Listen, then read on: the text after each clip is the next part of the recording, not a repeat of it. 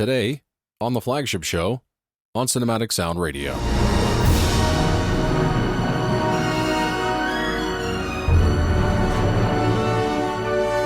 We continue our countdown of my 20 favorite scores from the past decade, 2010 to 2019.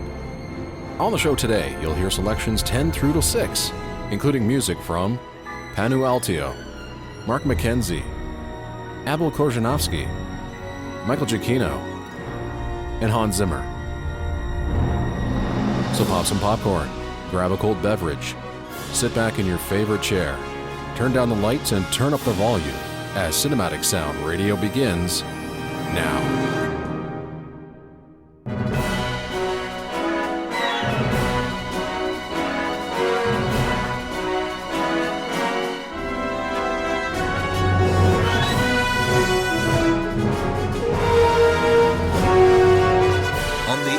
And streaming on the web since 1996. This is the Cinematic Sound Radio Network. Hello everyone and welcome back to Cinematic Sound Radio. I'm Eric Woods, coming to you from Kitchener, Ontario, Canada.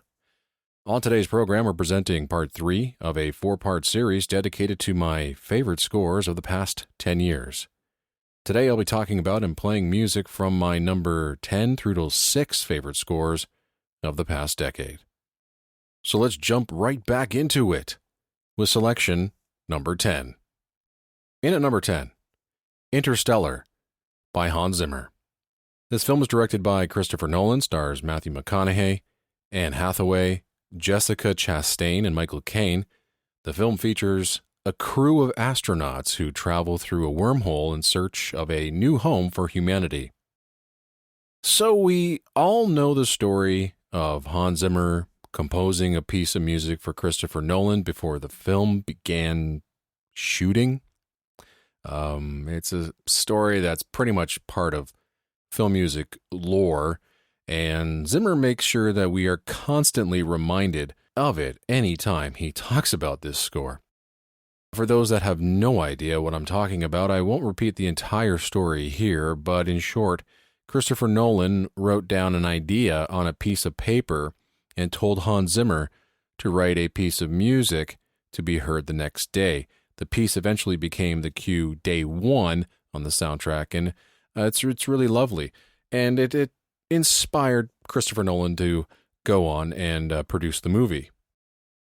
The score was written mainly for small orchestra, but it does get big sometimes with a piano, and most notably the organ, which is incredibly inspired, but it also gives this score kind of a nice religioso flavor. The influences on Hans Zimmer are quite apparent in this score, and I'm not sure how many of these titles Hans Zimmer would admit actually did influence him in writing the score, but to me, Michael Land's The Dig, video game score, would be an influence. The classical music from 2001: A Space Odyssey. There's some Philip Glass in there, James Newton Howard, even James Horner, who kind of patented those rolling piano figures. And you might even find the Great Migration theme in this score from The Land Before Time.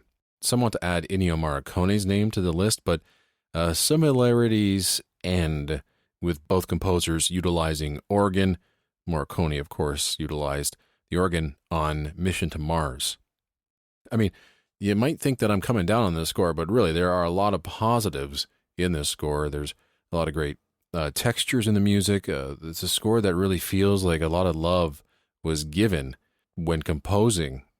It's definitely one of Zimmer's most inspired pieces, and to me is one of the best scores of Zimmer's entire career. He's a composer who keeps trying to reinvent himself. Most of the time, his new innovations don't go over well, but Interstellar, to me, is a masterpiece and one Zimmer and film music fans should be incredibly proud of. I heard the score first on disc, and it instantly brought me to tears, and still does to this day, even after seeing the film. And it works marvelously in the movie. Zimmer captures longing and separation like so few have.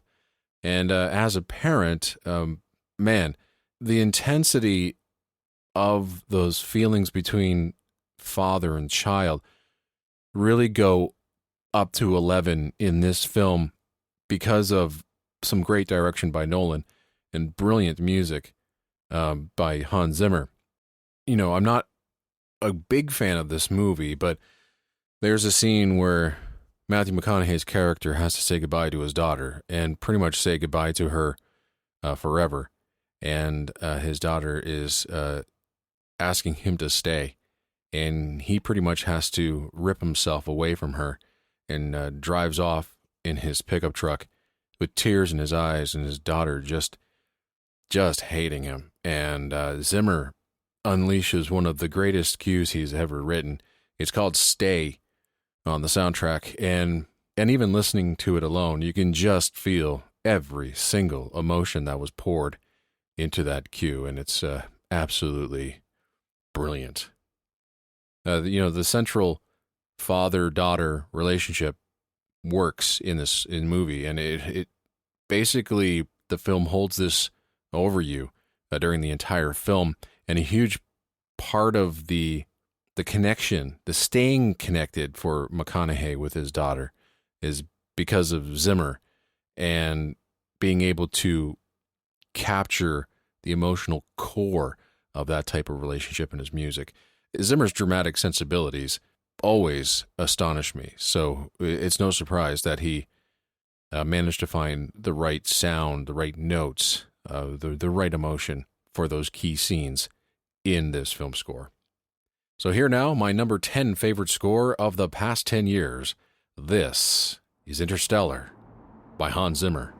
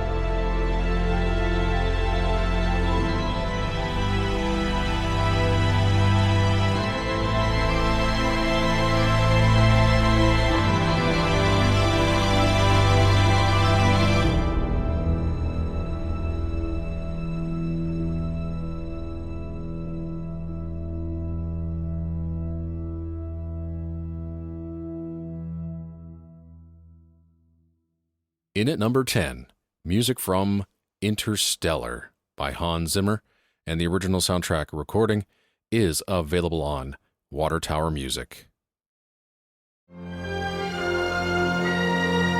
This is the Cinematic Sound Radio Network, and you're listening to the Flagship Show with Eric Woods. Welcome back.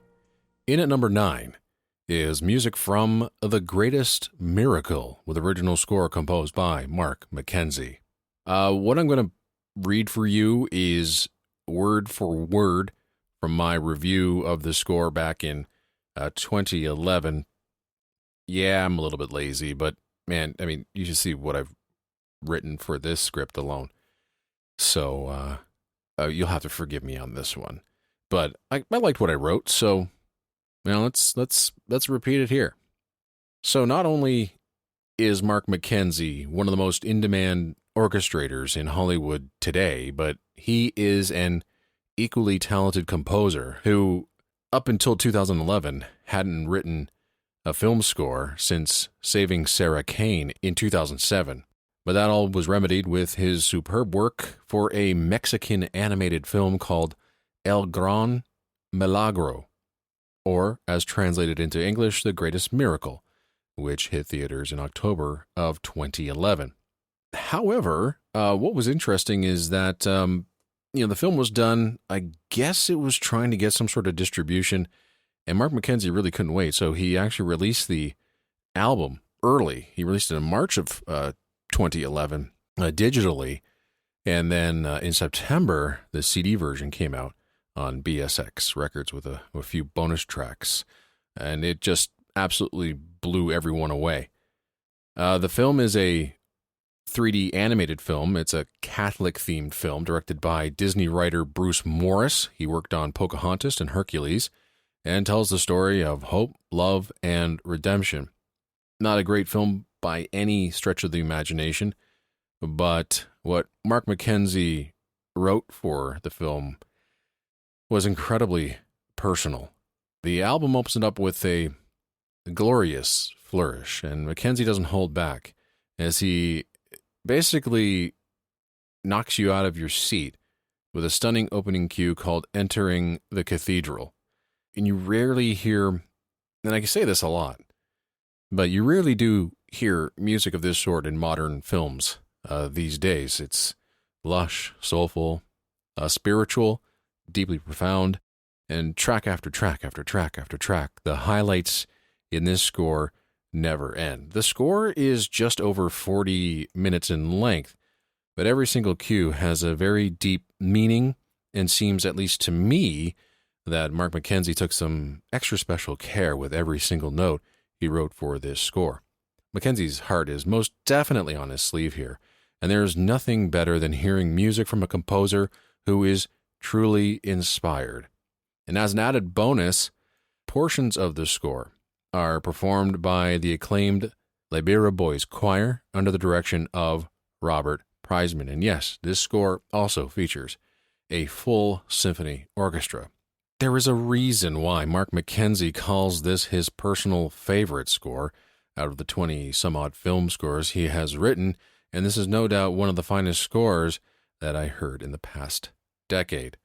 This was the benchmark score for 2011, and if you are a fan of this score, then I highly recommend you check out Mark McKenzie's 2018 effort, Max and Me, which is yet another brilliant score written for a religious animated feature. So here now, my number 9 favorite score of the past decade. This is The Greatest Miracle, composed by Mark McKenzie.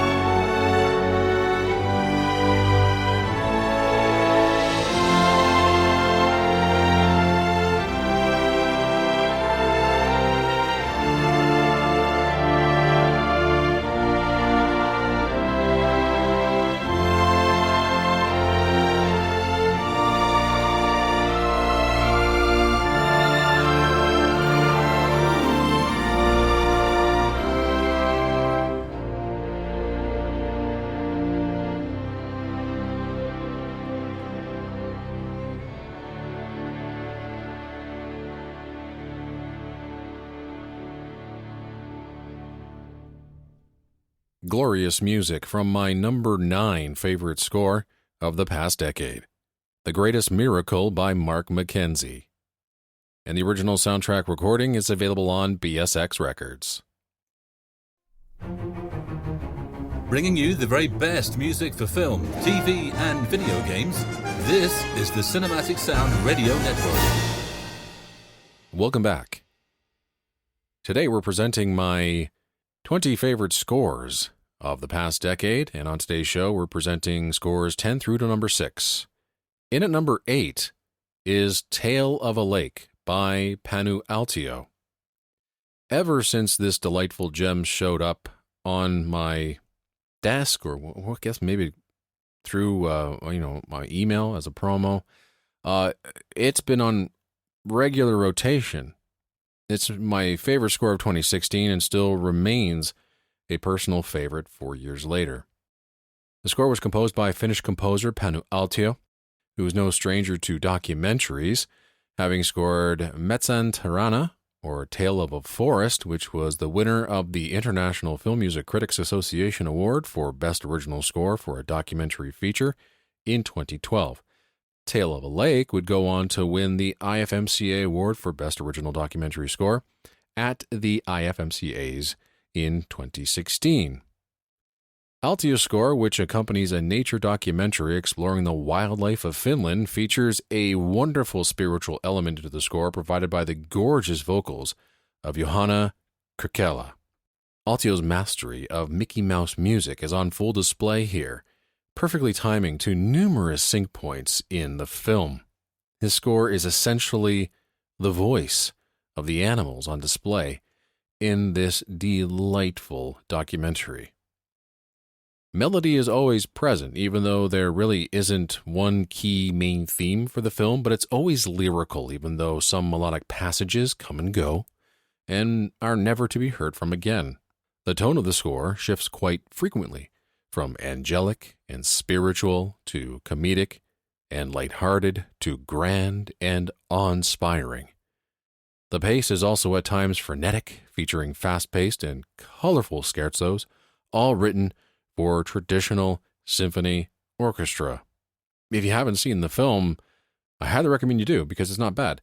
But musically, you get a true sense of the Finnish landscape and the animals that inhabit it. And that's all because of Panu Aaltio, who wrote the music for my number 8 favorite score of the past decade. This is Tale of a Lake.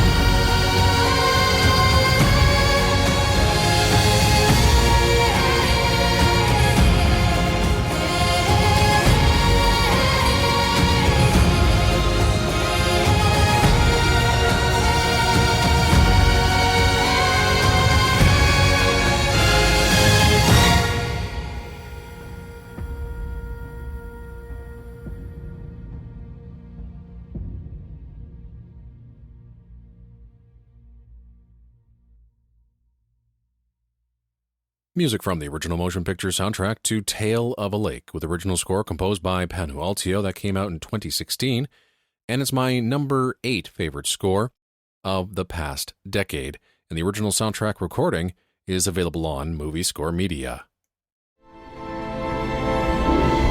From Kitchener, Ontario, Canada, this is the Cinematic Sound Radio Network, and you're listening to the Flagship Show with Eric Woods. Welcome back.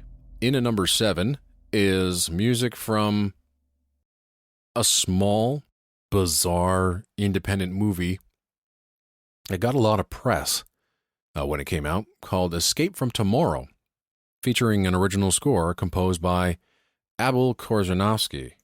The film was released in 2013, and it's basically, and I quote, a film that should not exist, but does. The film tells the story of a middle-aged American husband and father of 2 who learns that he has lost his job. Keeping the news from his nagging wife and wound-up children, he packs up the family and takes them to Disneyland in California. Soon, the fantasy land around him begins to haunt his subconscious, and the fun family vacation quickly unravels into a surrealist nightmare. The film is the brainchild of first-time director Randy Moore, who shot this film in black and white on location at Disneyland without the permission of Disney. He was armed with a Canon 5D Mark II DSLR camera and shot guerrilla style, and Moore took that footage and made his movie. And he premiered the film at the Sundance Film Festival, where it garnered a lot of attention. I'm not sure why. Interesting premise. The story seems interesting. It could be a good movie. Unfortunately, it's not. It's really bizarre, and it's not that good. It's confusing, it's overlong, structurally it's weak, with an incomprehensible story. You know, it would really make for a great Twilight Zone episode if you could figure out what it's all about. The only real good thing to come out of it was the brilliant score, which is way too good for this film, and this is a theme that's going to come up again on our countdown. So, director Moore is actually a fan of composer Abel Korzeniowski's work, and he managed to get enough money together to get Korzeniowski on the project to write 20 minutes of some of the most beautiful music you will ever hear in your lifetime. And while you listen to this score and wondering why it sounds so freeing, is that Moore pretty much didn't give Korzeniowski any direction, other than that he wanted something lovely, lush, and romantic. Moore basically handed Korzeniowski the film and said, "Go write." Now, that's a film composer's dream. Abel Korzeniowski's written some incredible scores over the years. Romeo and Juliet, W.E. He wrote some of the best TV music we've heard in the past decade for Penny Dreadful. He's a wonderful talent. So after viewing this film and how he managed to get through it and feel inspired, Korzeniowski felt that the score actually had to play a very key part in the film's storytelling because the film is so bad. It had to hit you upside the head and tell you everything musically as to what was happening in the film. Again, this is the music going above and beyond than what it normally has to do. It really is trying its best to carry and tell you everything it can in this movie. But what makes the score so great is how it also plays against the surreal nature of the movie, which is what makes the score really so good. The music on its own is just gorgeous. The score lasts roughly 22 minutes, but what an incredible 22 minutes it is. The score features 2 prominent themes, all written in a very lush, melodramatic, old-school, golden age style. Now, not everything is glossy orchestra. There are 2 bizarre cues, very anti-orchestral, that bring out the darker tones in the story, and it's very appropriate.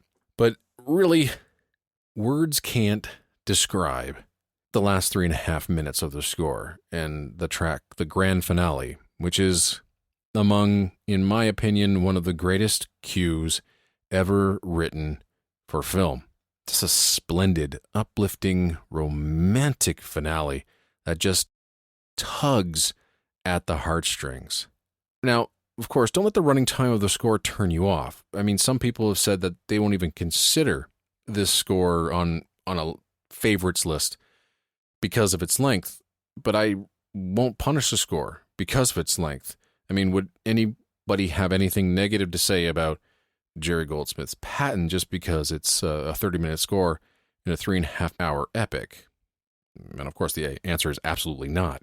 What Korzeniowski has provided for Escape from Tomorrow, I would say, is exactly what the film needed. It needed something bold and something that would definitely help tell the narrative, even though as confusing as it is. But it was such a strong presence in the film, and when it showed up, it really did make an impact. And it's just a memorable, downright brilliant score that back in 2013, I gave it the distinction of the best film score of the year. So here now is my number 7 favorite score of the past 10 years. This is Escape from Tomorrow, with original score composed by Abel Korzeniowski.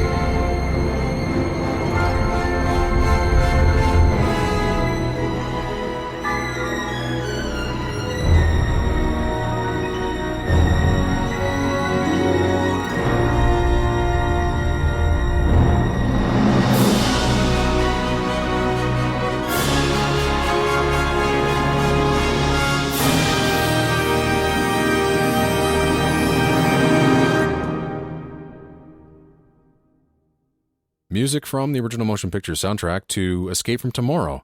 Music composed and conducted by Abel Korzeniowski, and the original soundtrack recording is available on Sugar Free Records.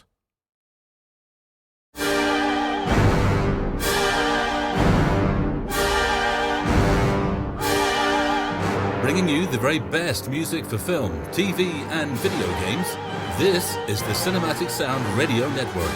And you're listening to the Flagship Show with Eric Woods.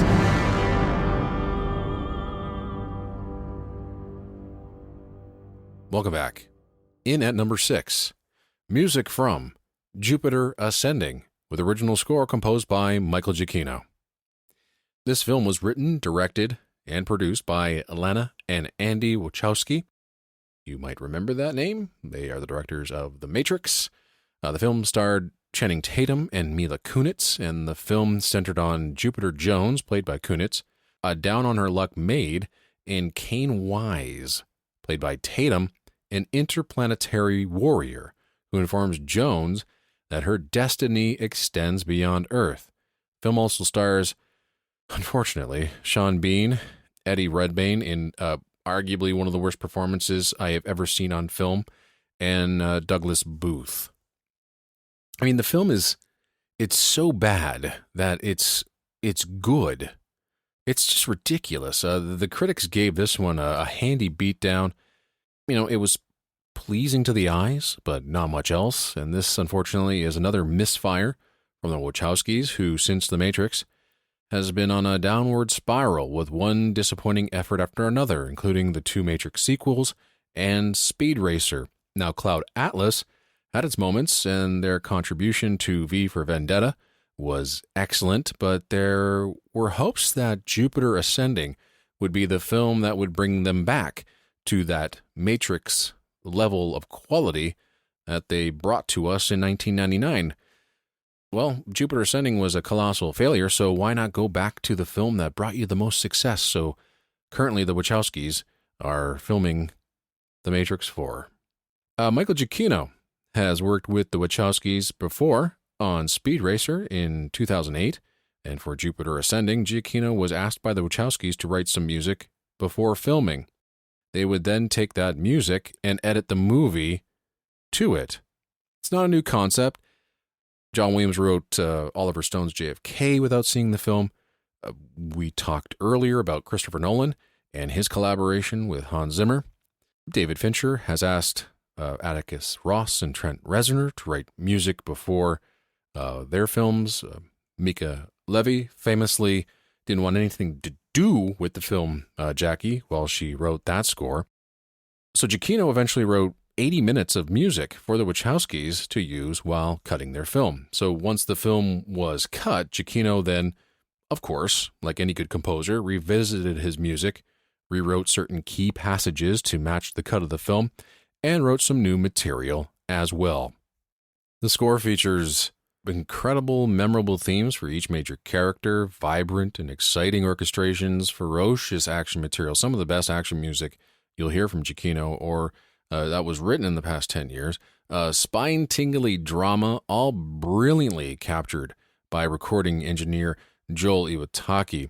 The film definitely got a score that it didn't necessarily deserve. Giacchino went all out and probably is the best part of this movie. The score was recorded in London and in the United States with conductors Tim Simonek, as well as Ludwig Wicki and Robert Ziegler. Well, this is the end of the program, but the countdown isn't done yet. We will have the final part of this 4-part series for you, counting down scores number 5 to number 1. We will have that show for you as soon as humanly possible. So thanks again for tuning in. I really appreciate you spending your time here with me today, and we hope you can join us again for another program on the Cinematic Sound Radio Network. This, in my humble opinion, is Michael Giacchino's best film score. This is Jupiter Ascending, released in 2015, and it's my number 6 favorite score of the past decade. My name is Eric Woods, and until next time, take care and happy listening.